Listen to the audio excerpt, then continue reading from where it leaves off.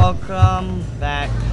Siyempre dito pa rin sa talaga namang tripa na natambayan ng dati. Hindi lang mapainom, mapakainan, at hindi lang yan para kung hindi gimmick at talagang tahimik dito pa rin sa Buslo City. So, kasama ko mga aking kaibigan, si DJ. Oy, DJ yan! Nangyayari siyempre problema ka. Nangyayari sa'yo. May problema ka pa talaga. Yan ang ilaw, pare, oh. Hindi ako bumatay. Para tayo pinapakain ni tatay. Ano yung ilaw ang ano? Sige sa taas, sige sa taas. Yan, yan.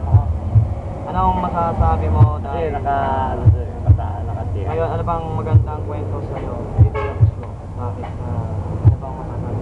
Ako kwento siya. Naka-chicks. Puro sa lahat yun. Puro ka chicks eh. Yung seryoso naman. Siyempre, kasama ko tayo, di ba?